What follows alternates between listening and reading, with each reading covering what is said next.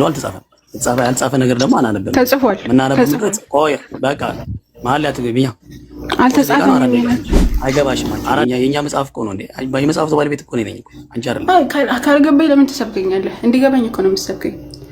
አንቺ ነው ተገዶ ተሰቀለ የምትለኝ ከሆነ ስቅለቱ በራሱ ትክክል አይሆንም። ምክንያቱም ተገዶ ስለሆነ ማለት ነው። አይ አልተሰቀለም ካልክ ደግሞ ጸሎት ተሰምቶለታል። የኛ አስተምሮ አላህ አዘ ወጀል በምዕራፍ 4 ከቁጥር 157 ላይ በተናገረው መሰረት በግልጽ አላህ Subhanahu Wa Ta'ala ገደሉትም አልተሰቀሉትም። ስለዚህ አልተገደለም አልተሰቀለም። ኢየሱስ ክርስቶስ ደግሞ የመጣው ሊያስተምር ነው። እስራኤላውያንን ወደ አንዱ አምላክ ሊጣራ ነው እንጂ ሊሞትና ሊሰቀል አይደለም። ሞተ ተሰቀለ የሚለው አስተምሮ ስህተት እንደሆነ በዚህ መረዳት እንችላለን ማለት ነው። አሁን የምጠይቅ ጥያቄ ሁለት ነው። ኢየሱስ ክርስቶስ እዚህ ላይ ሳይወድ ነው የተሰቀለው? ተገዶ ነው የተሰቀለው ማለት ነው? አንተ በአንተ መልስ መሰረት እሺ ጥሩ። አሁን በመሀል ላይ እንዳትገቢብኝ። አሁን ዝም ብዬ ሰምቼሻለሁ፣ አንቺም ዝም ብለሽ ስሚ። ኢየሱስ ክርስቶስ ሳይወድ ነው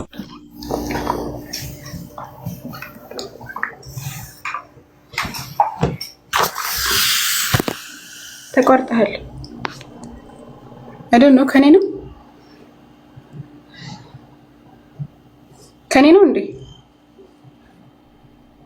ላ አይደለም፣ ፖዝ ነው። ጥሩሽ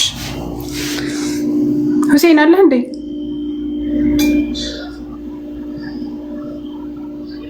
አይ ሁሱ የለም። ዘመኑ እየተወዛወዘ ነው። ካሜራው አለ አስቀምጦት ነው የሚሆነው የሆነ ቦታ። እሺ መርሐባ። እና በዚህ ጥቅስ መሰረት ክርስቲያኖች ኢየሱስ ክርስቶስ አልተሰቀለም ተሰቅሏን ካላችሁም ተገዶ ነው የተሰቀለው። በዮሐንስ ወንጌል ምዕራፍ 26 ከቁጥር 38 መሰረት እና በማርቆስ ወንጌል መሰረት ኢየሱስ ክርስቶስ ሳይወድ በግድ ነው የተሰቀለው ወይም ደግሞ አልተሰቀለም የሚለውን ጥቅስ መረዳት እንችላለን። ተገዶ ከተሰቀለ ደግሞ ስቅለቱ ራሱ ትክክል አይሆንም።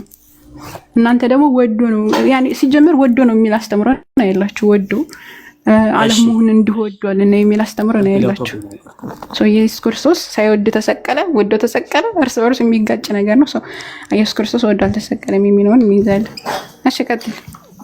እህታለም አንዴ እኔ ላውራና ታወራለሽ በቃ። እና ጥሩ ጥያቄ ማነው?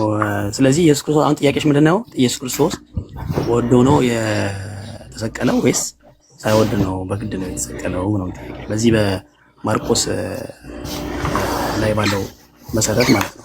ስለዚህ እዛ ጋር ወዶ ነው ወይስ ሳይወድ ነው ብሎ አልተጻፈም። ያልጻፈ ነገር ደግሞ አናነብም። 4 ደቂቃ ሰምቼሻለሁ። 4 ደቂቃ አይደለም 2 ደቂቃ ነው ያወራሁት። 2 ደቂቃ ነው ያወራሁት። አንተም 2 ደቂቃ አውርተሃል እኮ። አንተም እኮ 4 ደቂቃ አውርተሃል። ቅድም 3 ደቂቃ አወራህ። ከዛ በኋላ 2 እኔና ያልከው እንደዚህ ያልከው ስህተት ነው፣ እንደዚህ ያልከው ስህተት ነው ብለሽ ትልያለሽ። በቃ ጸጥ በያው። እሺ አሁን አውራና ከዛ ቃል በቃል ነው የምናወራው። እኔ ደግሞ አሁን እቺኛዋን ከጨረስኩ በኋላ ቃል በቃል ሲሆን ነው እንትን የሚለው ምክንያቱም አይሆን አንተ የፈለከውን የምታወራው ከሆነ ሴንስ አይሰጥም። አንቺ ቃል በቃል ካነበብሽማ አንቺ ነው ጥያቄ አልተዋጣልሽ እኮ መተው ነው። እንደዛ ቁርአን ላይ ጥያቄ ያለኝ ያንን ቃል በቃል ትመልሺልኛለሽ፣ አለበለዚያ ቁርአኑን ትጥይዋለሽ ማለት ነው። ቁርአኑን ዛሬ አስተልሻለሁ። አንተ ደግሞ ኢየሱስ ክርስቶስ ፍጡር መሆኑን መስከረ ስላሴ የሚባል አስተምሮ እንደዚህ መስከረ። ዛህሩ አንድ አፍሮኝ ዛህሩ አዱ ይሰማል። ይሰማኛል። ማውራት አትችልም እህታችንና ከምናልባት አንተ ጋር አንዴ አንተ ነህ ማውራት የማትችለው። ስርዓትን ይዘህ ተከበር። አንዴ እንዴ ዛህሩ እህታችንም እናታችንም ናት። ስርዓትን ይዘህ አፍን ሳታወላብድ ክብረን ጠብቀህ ተናገር። ማውራት አትችልም ምናምን አንተ እንኳን እያወራህ ነው።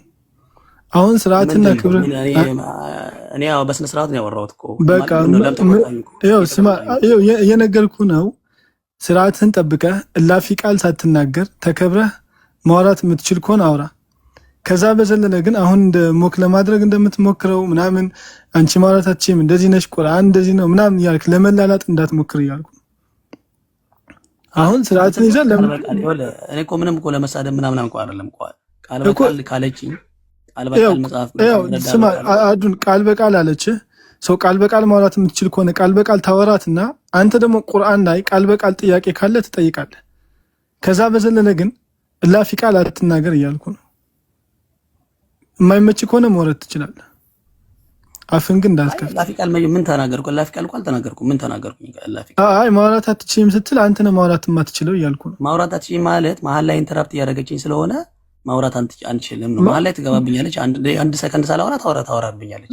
ስለዚህ ብዙ ሰዓት እንደውም እኔ አሁን እንትን እናድርግ። እንደውም ዛህሩ በጣም ጊዜ ሰጥታለች። አሁን ለአንተ የምንሰጥ ደቂቃ 5 ደቂቃ ብቻ ነው። ከዛ በዘለለ ደቂቃ አይሰጥም። ወደ ሌላ ክርስቲያን እንዞራለን። 1400 ሰው ከአንተ ጋር ሙሉ ሰዓት ንትርክ አይሰማም። 5 ደቂቃ ይበቃል። ካሁን በኋላ ጥያቄ ካለህም ጠይቃለህ። ዛህሩም ያቀረበችልን ጥያቄ ጠይቃለህ። ከዛ ካለፈ ግን ዛህሩን እላፊ ቃል አይደለም ቀና ብለህም እንዳታወራት። ክብርን ጠብቀህ ታወራለህ። ካልተመቸህ ትወርዳለህ። ስላላው ይቅርታ። እሺ በቃ እላፊ ቃል ከተናገርኩ ይቅርታ አድርግልኝ። ቀጥሎ ዛህሩ እሺና ወደ ዛ ልሂድ፣ ወደ መልሱ ልሂድ። ጥሩ። ስለዚህ አሁን የእሷ እህታችን ኢየሱስ ክርስቶስ ዛህሩ መኖሯን እንዳረጋግጥ። ቆይ ዛህሩ አለች። ይቅርታ ዛህራ። እሺ ምናልባት እላፊ ቃል ከተናገርኩሽ በጣም ይቅርታ። እሺ አብሽር፣ ቀጥል። እና ዛህራ እህቴ የጠየቀኝ ጥያቄ ምንድን ነው?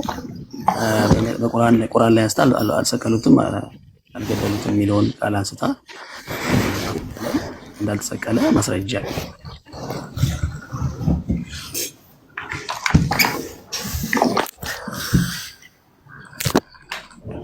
ከኔ ነው ተቋረጠ መሰለኝ። ከኔ ነው ሆዞናል። እቺ ሰምባል ሱጋር እንደውም ምናልባት ሌላ ሰው ካለ ቢገባ ይሻላል። አንድ ሰዓት በላይ ተቆየ። መርሐባ ሼህ ሁሴን ያለ መሰለኝ። ቀጥሉት። ድም ግን ዛህሩይ አንድ ሐሳብ ሲያነሳ ሰምቼው ሳቂ መጣ። ኢየሱስ ክርስቶስ በግድ አልተሰቀለም ሲል ነበር። እንደዛ ብሏል አይደል? ዛህሩ በግድ አይደለም ብሎ ነው። አንድ ላሳያችሁ። ልጁ ኦርቶዶክስ ነው መሰለኝና አንድ በጣም የሚያስቅ ነገር ላሳያችሁ። በትልቁ አድርጉኝ አንዴ።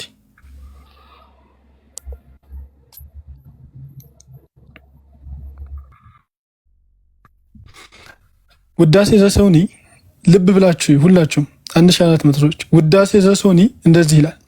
ወይ ተዋሃደ በመንፈቀ ህላዊ ተዋሃደ። ይሄ ሌላኛው ነው። ቆይ ላሳያችሁ። እዚህ ጋር ውዳሴ ዘሰውሉስ ላይ እንደዚህ ይላል። ልብ ብላ አንድ እሺ፣ ስለሄድክ ነው። እሺ ከዛህሩ ጋር ትቀጥላላችሁ እስክትመለስ ብለን ነው ይሄን ሐሳብ የጀመርነው። ውዳሴ ዘሰሉስ ላይ እንደዚህ ይላል። አብ መንፈስ ቅዱስ አለ። አዳም ስሁት ፍጥረት ነው አይፈጠር ቢሉ አለ። ወልድ ግን አለ እኔ እያዛለሁ ይፈጠር ብሎ ነበርና በግድ ሰው ሆነ። በግድ ሰው ሆነ። ምን ይላል? በግድ ሰው ሆነ። ውዳሴ ዘሰሉስ ተገዶ በግድ ማለት ነው። ዛህሩ ቀጥሎ ባይዘዌ የቤተክርስቲያናችን መጽሐፍቶች መጠቀማችን በመጽሐፍ ቅዱስ የምናወራ ከሆነ በመጽሐፍ ቅዱስ ነው። ይሄም ሶርሱን ንገረኝ፣ ከየት ነው ያመጣው? መጽሐፉን ሙሉን አሳየኝ። አይ እሱን ሌላ ጊዜ በኋላ እናወራለን። የቤተክርስቲያንን መጠቀም አንችልም። ውዳሴ ዘሰሉስ አሁን አሳየኝ፣ መጽሐፍ ሙሉን አሳየኝ። ይኸው አለ አዲስ ሰማህ። መጽሐፉ ውዳሴ ዘሰሉስ ነው። ዛህሩ ጋር ያዛችሁትን ሐሳብ ቀጥልና ከኔ ጋር ትቀጥላለች። ችግር የለውም። አሁን ዛህሩ ጋር ያዛችሁትን ሐሳብ ቀጥል። እሺ ጥሩ። ቤታችሁን ፎሎ አደርጋለሁ። ሁሱም ይባላል ወንድማችን፣ ፎሎ አድርጌዋለሁ። እናንተ ቤት የመጣው ቤተኛው እወያያለሁ። አሁን መልሶ ለመለስላትና ለእህታችን እንግዲህ መልሴ ከተዋጠላችሁ ተዋጠላችሁ፣ ካልተዋጠላችሁ ምንም ማድረግ አልችልም። ወደ ቁርአኑ ጥያቄ እላለሁ፣ ከዛ እወጣለሁ ማለት ነው።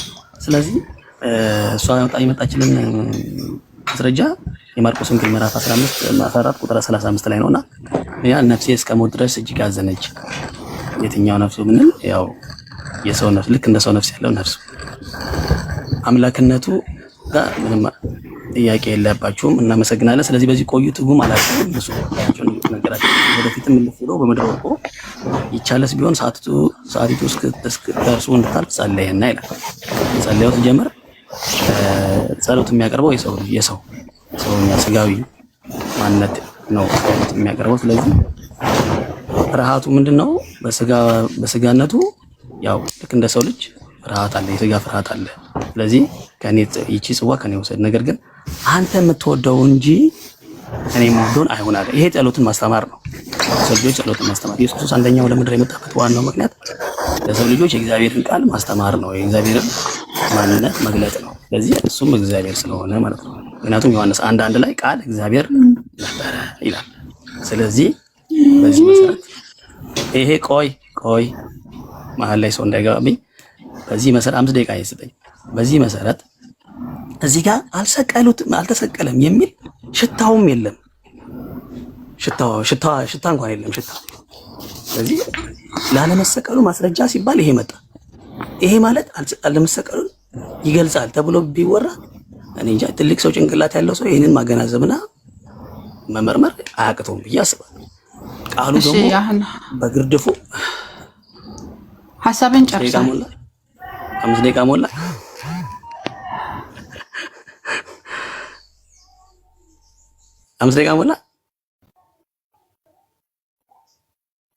ደቂቃ እንሰጣለን እኮ ነው የተባለው።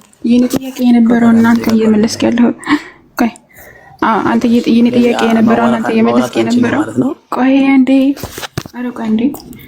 የኔ ጥያቄ የነበረው ምንድነው መሰለህ? የኔ ጥያቄ የነበረው ኢየሱስ ክርስቶስ አንተ እንደምትወደው ይሁን እንጂ እኔ እንደምወደው አይሆን አለ።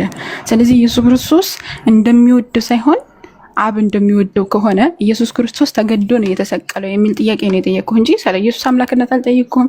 ስለ ኢየሱስ ወደ ምድር መንጣትነት አለመንጣትነት ምንም የጠየቅኩህ ነገር የለም። አንተ ደግሞ ብዙ ታወራለህ፣ ነገር ግን ጥያቄውን አልፈኸዋል። የኔ ጥያቄ ኢየሱስ ክርስቶስ እኔ እንደምወደው ሳይሆን አንተ እንደምትወደው አይሆን አለ። ስለዚህ ኢየሱስ ክርስቶስ ወደ ሳይሆን ተገዶ ነው የተሰቀለው የሚል ጥያቄ ነው ጠይቄህ ነበር። ሲቀጥል ሊያስተምር ነው ያልከው ውሸት ነው። ለምን ከተባለ እዛው ጥቅስ ላይ የድንጋይ ሮራ ራቅ ብሎ ነው ሲያስተምር የነበረው። እነሱን ራሱ ተኝተው ነው ያገኛቸው። የዘብዴዎስ ልጆችንም ተኝተው ነው ያገኛቸው። ሐዋርያትም ተኝተው ነው ያገኛቸው። ሊያስተምር ሳይሆን አምላኩ ከሞት እንዳድነው ነው ሲጸልይ የነበረው። ኢየሱስ ክርስቶስ ሳይወድ በግዱ ነው የተሰቀለው የሚለውን ሐሳብ ይዘናል። ምንም የሚያስተባብል ሐሳብ ስላላመጣ ማለት ነው። ምንም የኔን ሐሳብ እንትን የሚል ውድቅ የሚያደርግ ነገር ስላላመጣ ኢየሱስ ክርስቶስ ሳይወድ በግዱ ተሰቅሏል ወይም ደግሞ ጸሎት ተሰምቶ አልተሰቀለም የሚል ከሁለት አንዱን ሐሳብ እንይዛለን። እሺ እንግዲህ ድንጋይ ላይ የውሃ ማፍሰስ ነው የሚሆንብኝ። ለቤተኛ ሆናለሁ። ሌላ ማውራት ይችላል። ግን የቁርአን ልጠይቅ ስለ ቁርአን ልጠይቅ። ስለዚህ ምንድን እናደርጋለን መሰለህ? ሐሳቡን ዋጥ አድርገው ትሄዳለህ። ችግር የለውም። ሐሳቡ አንቺ ጋር ፎሎ አድርጌሻለሁ። አንቺ ገብቼ አወራለሁ። ችግር የለም። እሺ በቃ ጠቅለል ስናደርገው ምንድነው እሱም አንድ ካላወራ 2 ደቂቃ። እሺ በቃ አሁን መልስ ከሌለ ጠቅለል አድርገው። እሺ ጠቅለል አድርገው ሐሳባችን። እሺ ጥያቄን ቆይ ጠቅለል አድርገውና ሐሳብህን ትቀጥላለህ። ቁርአን የማን ቃል ነው? ጠቅለል አድርገውና ሐሳብህን ጥያቄህን ትጠይቃለህ። ይሰማል? እሺ ጠቅለል ሳደርገው የማርቆስ ወንጌል እና የማቴዎስ ወንጌል ላይ ኢየሱስ ክርስቶስ እንዴት ሲሰቀል ጸሎት አድርጎ ነበር። ለበይ مرحبا الحين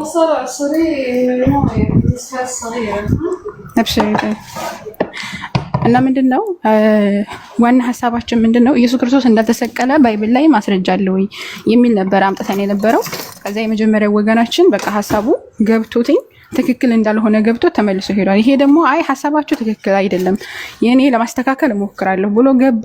ነገር ግን እሱ የሚያስተካከለው ነገር የለም። እንደውም ምንድነው ያደረገው? ኢየሱስ ክርስቶስ እንዳልተሰቀለ የሚያሳምን ነገር የተናገረ ነው የሚመስለው ማለት ነው። እንዴት ነው ከተባለ ኢየሱስ ክርስቶስ እንዳይሞት ጸልዮ ነበር። 3 ጊዜ ሁሉ ጸልዮ ነበር። እሱ ለማስተማር ነው አለ። ነገር ግን ለማስተማር አልነበረም። የድንጋይ ሮራ ራቅ ብሎ ነበር ሲጸልይ የነበረው። እንደገና ደግሞ ጸሎቱን አክሴፕት አድርገሃል፣ ጸሎት አድርጓን ብለሃል። ጸሎት ያደረገው ነው ምንድነው? እንዳይሞት ነበር። ስለዚህ እንዳይሞት ጸሎት ካደረገ ኢየሱስ ክርስቶስ አልሞተም፣ አልተሰቀለም። ለምን ከተባለ ኢየሱስ ክርስቶስ እንዳይሞት ጸሎቱ እንደሚሰማለት ስለተናገረ። አንዶም የሰናፍንጭ ያክል ትምህርት ነው እምነት ካለው አንድ ሰው ራሱ ይህንን ተራራ ተነቅለ ሂድ ብለው ራሱ ይሄዳል ብሏል። ማርቆስ ወንጌል ላይ እንዳለው ደግሞ ኢየሱስ ክርስቶስ ከዛ በላይ በተግባሩም ሆነ በቃሉ አምላኩ ይህንን ጽዋ ከሱ እንዳሳልፈለት በምድር ላይ የሚንጠባጠብ ደም እስከሚመስል ድረስ ላበቱ ሲጸልይ ነበር። ስለዚህ ጸሎቱ ደግሞ ተሰምቶለታል። አምላኩን ሁሌ እንደምትሰማኝ አውቃለሁ ብሎ ስለተናገረ ጸሎቱ ተሰምቶለታል። ስለዚህ ኢየሱስ ክርስቶስ እናንተ በያዛችሁት ባይብል አስተምሮ መሰረት አልሞተም፣ አልተሰቀለም ብለን እንይዛለን። ወደ አንዱ አምላክ እንድትመጡም ግብዣ እናደርግላችኋለን። ጥያቄህን መቀጠል ትችላለህ። ሁሴን ቀጥል።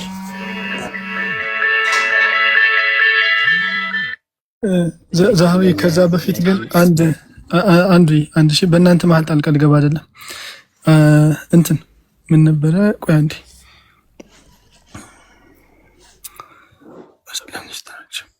1300 ሰዎች አላችሁና አንድ ነገር ሁሱን ስላስፈቀደን በዛው ያለን ልጨርስ ብዬ ነው።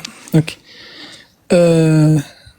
ትግራይ ክልል ውስጥ አንድ መድረሳዎች እንትን አለ የሚደረግና የሂፍዝ ውድድር አለና ለዛ ሂፍዝ ውድድር አሁን በረመዳን 15 ወይ 16 ይደረጋል የሂፍዝ ውድድሩ እና አንዳንድ ፕሮግራሞች ያዘጋጀን ስለሆነ ለተማሪዎች ለተወዳዳሪዎች የሚሆን ሽልማት ምናምን የተወሰነ ድጋፍ ስለሚያስፈልገን መደገፍ የምትፈልጉ ሰዎች ደግፉን። ባረከላሁ ፊኩም። ለተማሪዎች ሽልማት ምናምን ያስፈልገናል። ይሄ ፍቃድ የተሰጠው ነው ለውድድሩ ከሸሪዓ ፍርድ ቤት የወጣ ፍቃድ ነው።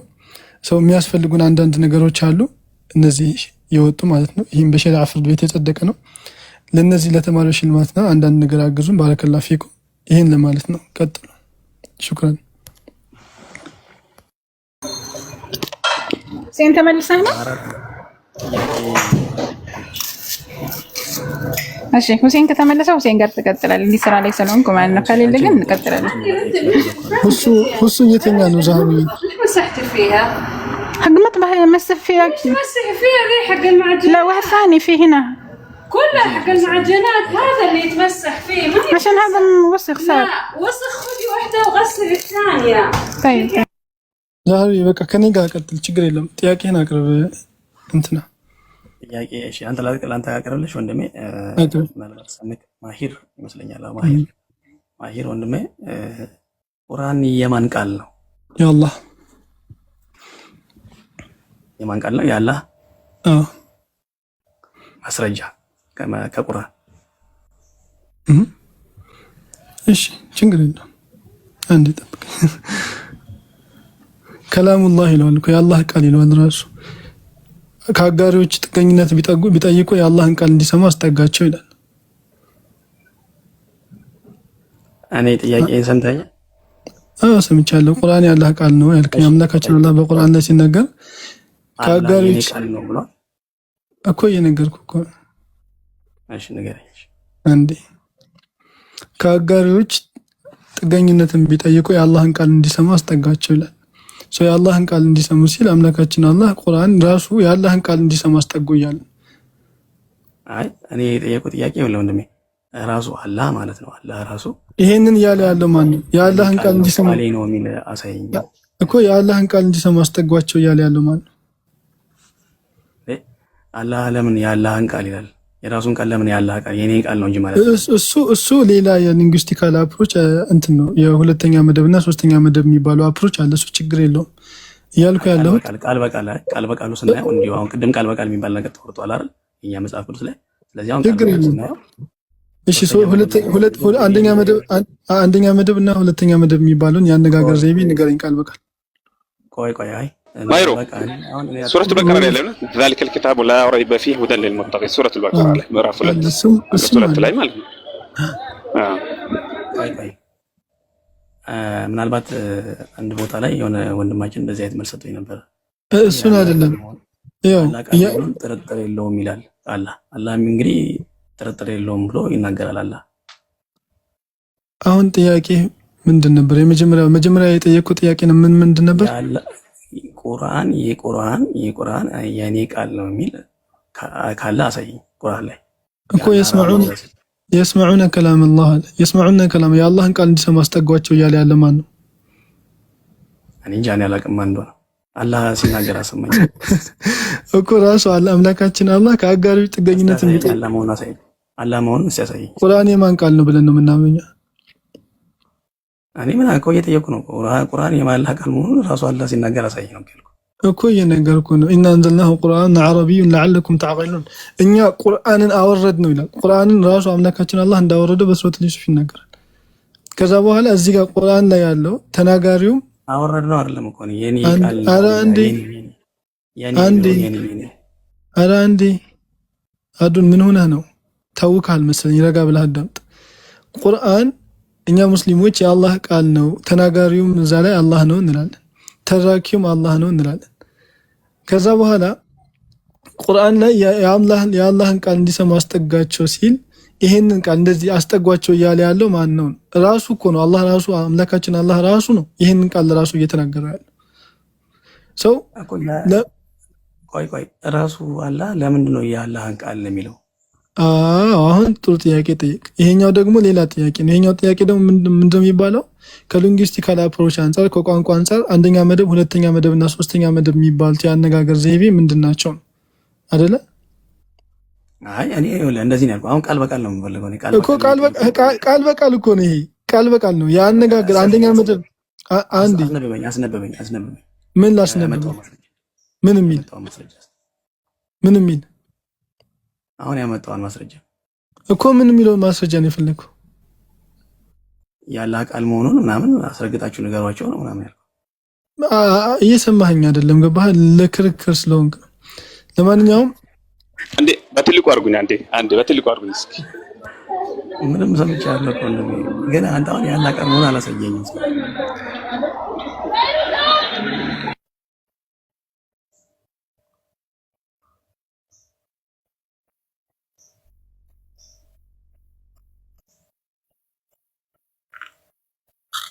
ደግሞ በቃ ትንሽ ብቻ ያለ ነገር ነው። ረመዳን ሱረቱ ኒሳ ምዕራፍ 82 ክፍል ሱረቱ ኒሳ።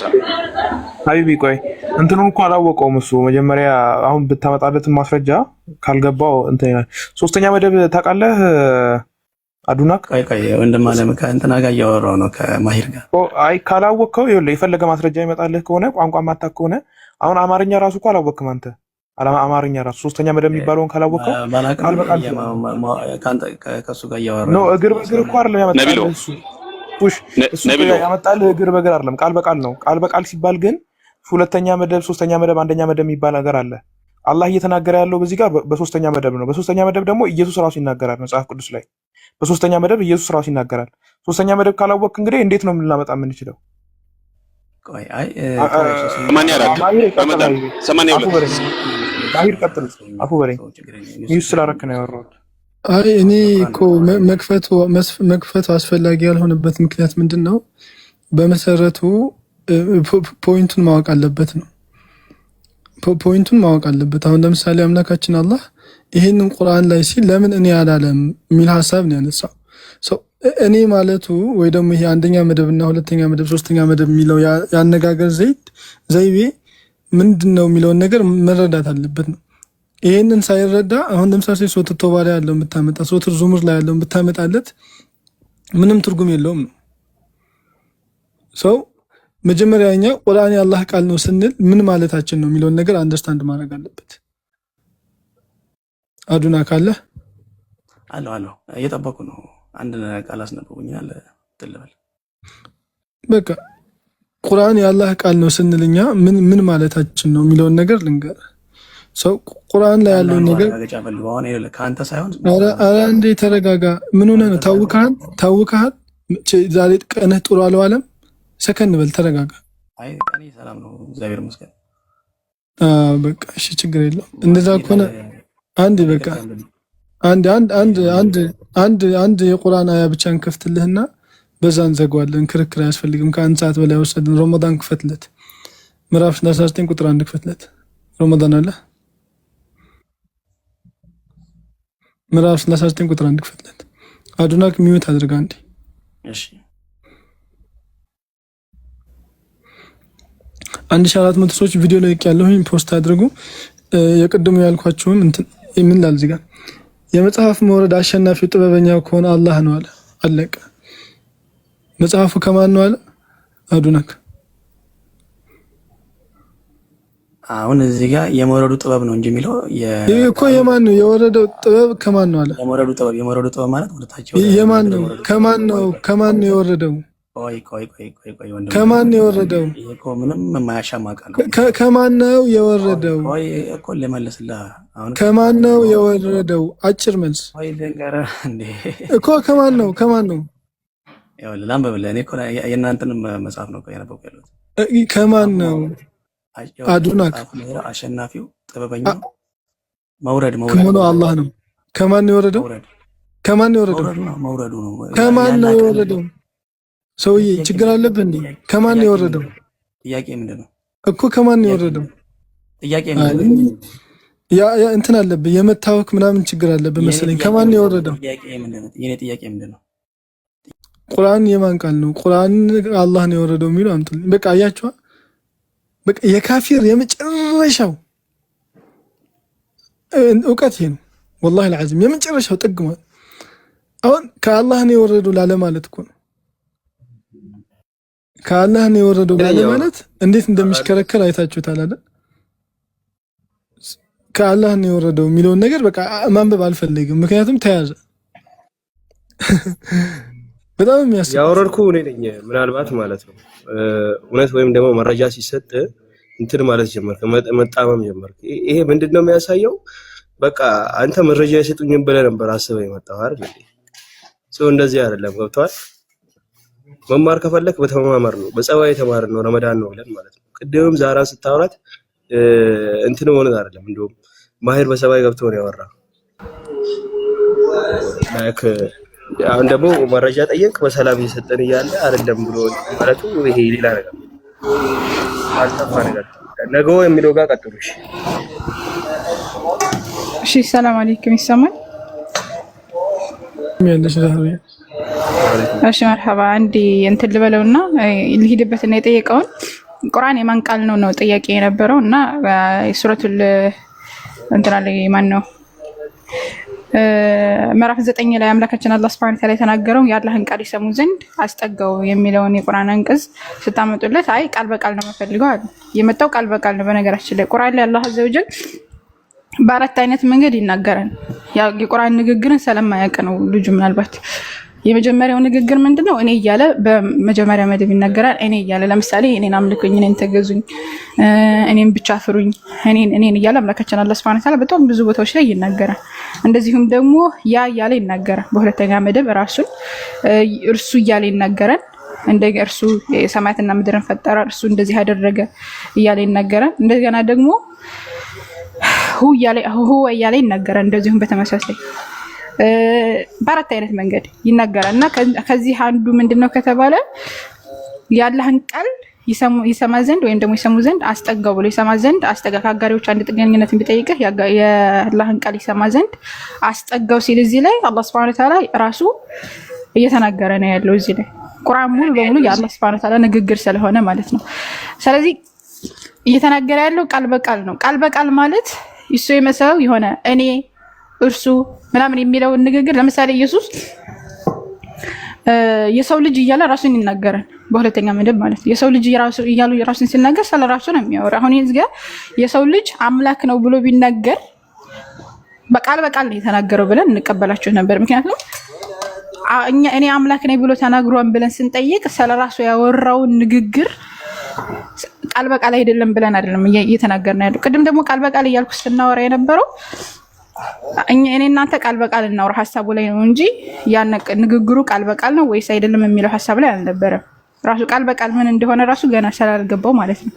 ኢየሱስ ክርስቶስ አምላክ ነኝ ብሎ ተናግሯል ብለን ስንጠይቅም ራሱ የተናገረበት አለ ወይ ነው እንጂ በአንደኛ መደብ እና በሁለተኛ መደብ በሶስተኛ መደብ የሚናገረውን ንግግር ልክ አይደለም እያልን አይደለም። ቃል በቃል ማለት ትርጉሙ ካልገባህ ማለት ነው ወገናችን። እና ቁርአን ሙሉ በሙሉ የአላህ Subhanahu Wa Ta'ala ንግግር ነው። የማንም ንግግር የለበትም።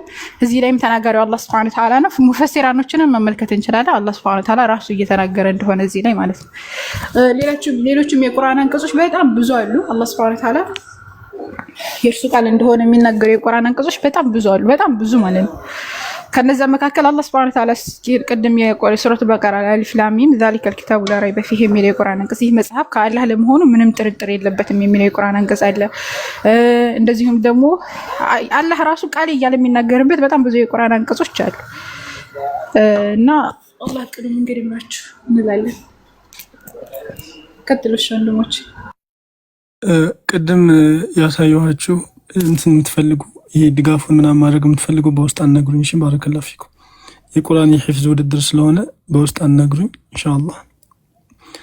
ቀጥሉ ስሚዝ። እኔ በቃ ልወጣ ነው። ሰላም አለይኩም። በውስጥ አናግሩኝ። አካውንቱን ዝም ብዬ እዚሁ ተዋለሁ።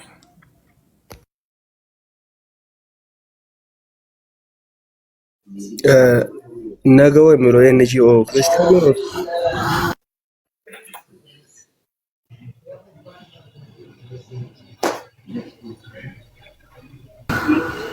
ዲቲ ገብቷል። ዝም ብላችሁ ነው ከኔ ነው የተቋረጠው።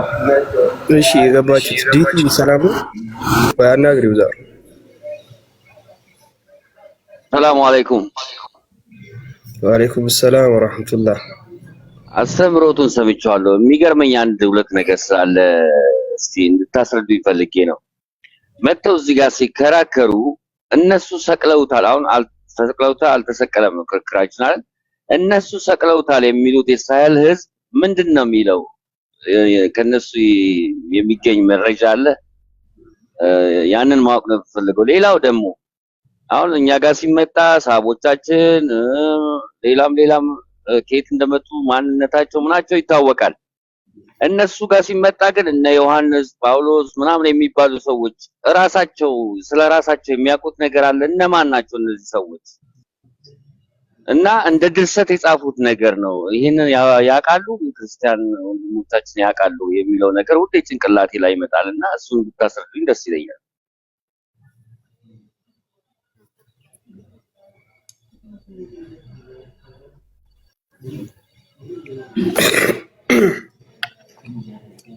ሊድበት እዚህ ላይ ሀሳቡ ምንድነው? ኢየሱስን ሰቅለነዋል ከሚሉ አካላቶች ላለመሰቀሉ ማስረጃ ማምጣት እንችላለን። ሲጀመር መሲህንና ክርስቶስን ሰቀልን፣ አምላክን ሰቀልን፣ በሶስተኛው ቀን ተነሳ ብሎ የሚያምን አይሁድ የለም። አምላክን ሰቀል ነው በሶስተኛው ቀን ተነሳ ብሎ የሚያምን አይሁድ የለም። ክርስቲያኖች ግን የሆነ እንጥልጥል ነገር ይዘውት አይሁዶች የኛን የመጽሐፍ ትንቢት ቃል አስፈጽመውልናል፣ ማለትም ጌታችን ተሰቅሎ በሶስተኛው ቀን ተነስቷል የሚል አርጊመንት ያነሳሉ። አይሁዶች እንደዚህ አያምኑ። ጌታን ሰቀል ነው በሶስተኛው ቀን ተነሳ ብለው አያምኑም። ከመሰረቱ እንደዚህ የሚያምን አይሁድም የለም። ኦኬ ክርስቲያኖች ካላችሁ ክርስቲያኖችን ጥያቄ ተጠየቁና ከክርስቲያኖች ጋር ብናወራ መልካም ነው።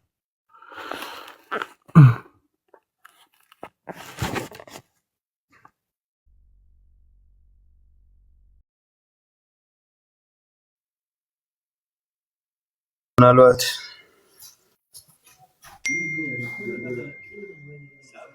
ከታች ካሉ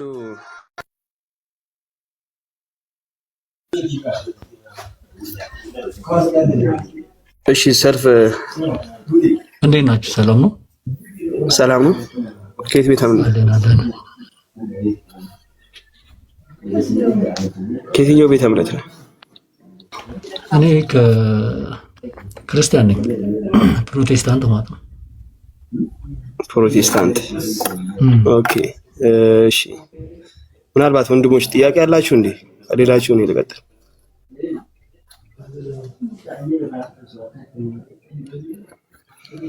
እስሚዝ ያለ አይ ሲጓራ ሰምቻለሁ ብዙ ነገር። በእርግጥ ግን ምን አለ ጥያቄ ካለ ወይ ጥያቄ ጠይቅ ነኝ ካለ ጠይቅ። እኔ ጠይቅ። ኦኬ እሺ። አንዴ የኔ ጥያቄ ምንድነው? እስሚዛና 1200 ሰዎች አላችሁ እና ከላይ ጀምራችሁ ፎሎ አድርጓቸው ወንድሞችን፣ ማሂርን፣ ዳዒ ለላህን፣ ረመዳንን፣ እስሚዝን፣ ነቢልን ሁላቸውንም ፎሎ አድርጓቸው። እዚህ ያላችሁ ሁላቸውንም ባረከላሁ። አንድ ሻቸውን ፎሎ ብታደርጓቸው ብዙ ነው የምትጠቀሙባቸው ኢንሻአላህ። ቀጥል ወንድም። ኦኬ የኔ ጥያቄ ምንድነው? በእናንተ በመጽሐፋችሁ በሱራ አልሐቃ መሰለኝ እንደዛ ነው መሰለኝ፣ አልተሳሳትኩም። ሱረቱል ሐቅ። እሺ ቻፕተር 69 ምዕራፍ 69 ከ44 እስከ 46 ያለውን ሐሳብ ምናልባት ልታብራራልኝ ትችላለህ? ማለት ነው ምንድነው ያልገባህ? እዛ ላይ ያልገባህ ነገር ምንድነው? ምን የሚል ነገር አግኝተህ ነው? ኦኬ እዛ ላይ ስለ መሐመድ ነብያችሁ መሐመድ የተናገሩት ንግግር ነው ማለት ከአምላክ የተቀበሉት። አይ ቁርአን የነብያችን ሰለላሁ ዐለይሂ ወሰለም ቃል አይደለም። ገባኝ። አይ ከአምላክ ተቀብሎ ያስተላለፉት ማለት ነው። አዎ በእሳቸው ላይ ነው የወረደው። ኦኬ ምንድነው ታዲያ እዛ ምዕራፉ ቁጥሩ ላይ ምንድነው የሚለው? ምናልባት እኔ ከኔ እንዳልናገር ማለት ነው እናንተ እነሆ ለቀውሉ ረሱሊን ከሪም ይላል። በእርግጥ የመልእክተኛው ቃል ነው የሚለውን ፖይንት ነው የፈለከው? ኦኬ። አይ ስለ ፎልስ ስለ ተሳሳተው ምንድነው ማለት የተሳሳተ መልእክት ቢያስተላልፉ ነብያችሁ ምንድነው የተሳሳተ መልእክት የሚያስተላልፉት? በራሳቸው እንደማያወሩ እኮ ቁርአን ራሱ ማለት የፈለገው ስለ እንትን ነው ስለ ነብዩ ሰለላሁ ዐለይሂ ወሰለም የተሳሳተ ነገር ከተናገሩ እንትናቸውን ወይቲናቸውን ቆርጠዋለሁ ብሏል። ያኔ ወላ ተቀበለ بعد لقوي داخل المثل የቁርአን አንቀጽ እሱ ነው ጥያቄው። ጥያቄ እሱ ነው። ታዲያ እሺ ምንድነው ጥያቄው? እዚህ ላይ ረሱላህ ዐለይሂ ወሰለም አልተሳሳትኩም ማለት ነው ማለት ከእናንተ ለማረጋገጥ ያንተ ሐሳብ ነብዩ ሰለላሁ ዐለይሂ ወሰለም አልተሳሳቱም። ነብዩ ሰለላሁ ዐለይሂ ወሰለም ቢሳሳቱ ኖሮ አላህ Subhanahu Wa Ta'ala እንደሚገድላቸው ይናገራል። እዛ ላይ ቢሳሳቱ ወይም ደግሞ በአላህ Subhanahu Wa Ta'ala ላይ ቢቀጥፉ ኖሮ ነብዩ ሰለላሁ ዐለይሂ ወሰለም ግን አልቀጥፉም። ቢሆን ነው ለምሳሌ ወለው አሽረኩ ይላል። ወአለይኩም ሰላም ወራህመቱላሂ ወበረካቱሁ። ሳይ አልቡካሪ 4428 ንሳት በተነብዩ ይችላል።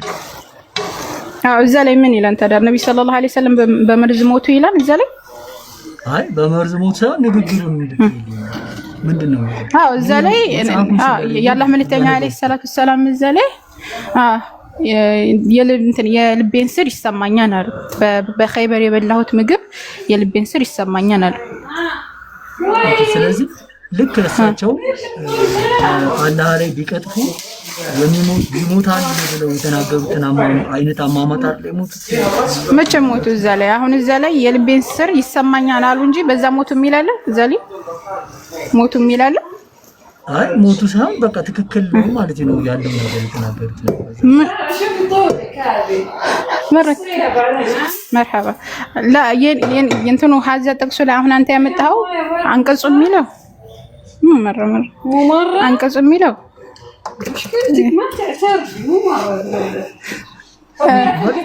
ስፔሲፊክ ነው ብዬ ነው የተናገሩት። ለምሳሌ ቻፕተር የኔ ጥያቄ ምንድነው? ምዕራፍ 69 ላይ ነብዩ ሰለላሁ ዐለይሂ ወሰለም ቢቀጥፉ ራሱን ህመም ማለት ነው። لا ما ما دخل لا يعني في مكان شوفي لا طيب አሩ ስራ ላይ ከሆንሽ ላስቀጥለው። እሺ አስቀጥለው። በቃ ሐሳቡ ገብቶሃል ነብዩ? ገብቶኛል ሐሳቡ። እሺ ጥሩ በቃ ቀጥልሽ። ኦኬ ወቲን ነው የሚለው የአረብኛ ቃሉን አንዴ ረመዳን በትልቁ ሆነና አስተክፈትልኝ የአረብኛውን ቃል።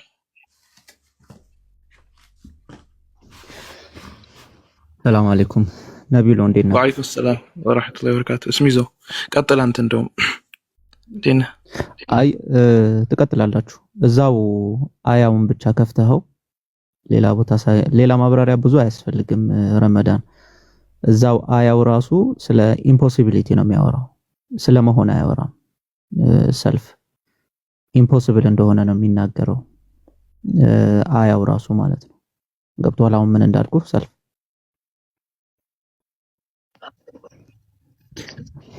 አልገባኝም። ጥሩ ኢምፖሲብል ነው የሚያሳየው ብሎ ማለት የሆነ ነገር በፍጹም የማይፈጸምን ነገር ለመግለጽ የምንጠቀምበት ነው። ለምሳሌ ኢፍ ኮንዲሽኖች የምታው ከሆነ እንግሊዘኛ ላይ ኢፍ ኮንዲሽኖች አሉ አይደለ? ለምሳሌ ያሳየኝ ገብቶኛል። ያሳየኝ አሳያለሁ፣ ችግር የለውም። እነዚህ ኢፍ ኮንዲሽኖች ሰርድ ላይ ያለው የኢፍ ኮንዲሽን አይነት ምን እንደሚያሳይ ታውቃለህ? ሰርድ ላይ ያለው የማይሆንን ነገር ጭራሽ የማይፈጠርን ነገር ለመግለጽ የምንጠቀምበት ነው። ገብቶሃል? ስለዚህ በተመሳሳይ ቁርአኑም የማይሆንን ነገር የማይመስል ሊፈጠር የማይችል ነገር ለማለት ቁርአን ላይ የማይሆን ነገር ነው የተናገረው ማለት ነው። ነው አይደለም፣ ያ ነገር የማይከሰት ነገር ማለት ነው። በፍጹም ያ ነገር እንደማይሆን ለመግለጽ የሚጠቀምበት ኤክስፕረስ ነው ኢፍ ኮንዲሽን ሰርዱ ላይ ስትሄድ ማለት ነው። ስለዚህ ነብያችን መሐመድ ሰለላሁ ዐለይሂ ወሰለም አላህ ባወረደላቸው ነገሮች ላይ መጨመርም ሆነ መቀነስ ጭራሽ ኢምፖሲብል ነው፣ ጭራሽ የሚያደርጉት ነገር አይደለም ብሎ እየተናገረ ነው እያልኩ። ግልጽ ነው ሐሳቡ። and if he Muhammad had made up about us አሁን በቃ ከተግባባን ሰርድ ነው ሰከንድ ነው ፈርስት ነው የሚለውን አንተ ጀጅ ታደርጋለህ። እንግሊዘኛውን አድርግለት አንዴ። እንግሊዘኛ ክፈተው ረመዳን እንግሊዘኛውን የቁርአን አለ አፑ እንግሊዘኛ አለ ከስር እንግሊዘኛ አለ የለህም? ቆይኔ ከፍትልሃለሁ። እሺ አንዴ ክፈተው። አሁን ከተግባባን ሰርድ ከሆነ የትም መሄድ እንደማያስፈልግ እሱ ያምናል ማለት ነው። እዚህ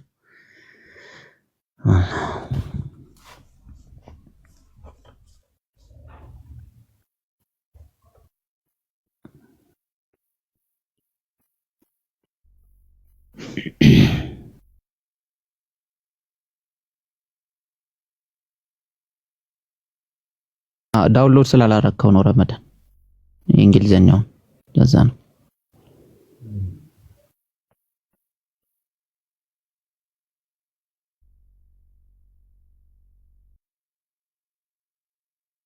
ክፈት እስከዛ ወራት እኔ አወርደዋለሁ።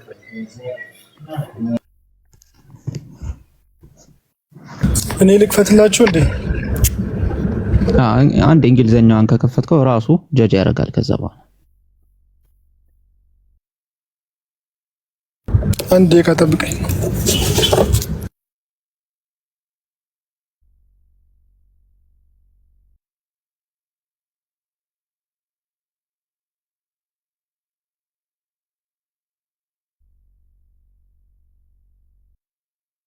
ምዕራፍ ስንት ነበረ?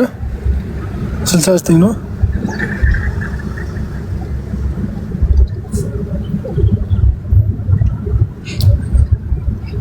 ዳይ ከፍቶታል ወይ? በቃ ቀጥሉ። እኔ መንገድ ላይ ስለሆንኩ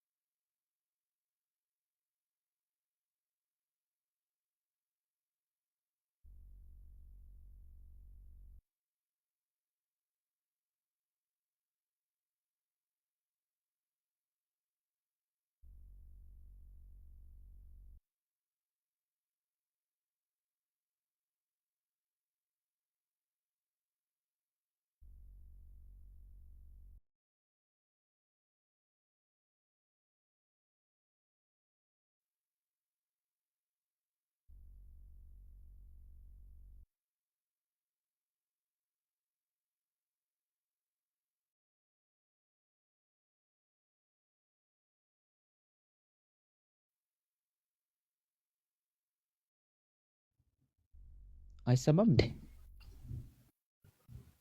ገስት ይሰማል፣ ድምጽ ይሰማል። ኖ አይ ከታች ላሉት ነው። አንዳንዴ እንደዚህ መሆን ጀምሯል። ከታች አይሰማም እኛ ይሰማናል አይነት ነገር። ማይሰማችሁ ብቻ 2 ቁጥር ጻፉ እስቲ። ሌላው ይሰማል ነው የሚለው። አሁን ይሰማል ያለው ነው። ቀጥሉ። እሺ እንግሊሽ ሴንቴንስ ላይ ኢፍ ኮንዲሽኖች አሉ። ኢፍ ኮንዲሽኖችን ካወቅ ፈርስት ሰከንድ እና ሰርድ የሚባሉ ኢፍ ኮንዲሽኖች አሉ፣ ወይም ደግሞ የአረፍተ ነገር ላይ ማለት ነው። ለምሳሌ እኔ ባጠና ኖሮ ፈተናውን አልፍ ነበር፣ እንደዚህ አይነት አባባሎች ማለት ነው ኢፍ ኮንዲሽኖች አሉ። ይሄን ታውቃቸዋለህ? አዎ። በጣም ጥሩ። ስለዚህ እዚህ ድረስ ከተግባባን የመጀመሪያው ፈርስት ኮንዲሽናል ነው የሚባለው። ፈርስት ኮንዲሽናል ብሎ ማለት ለምንድን ነው? የሚሆንን ነገር ለማመልከት የሚመጣ ነው። የሚሆንን ነገር ገብቷል? የሚሆንን ሀፕን ሊያደርግ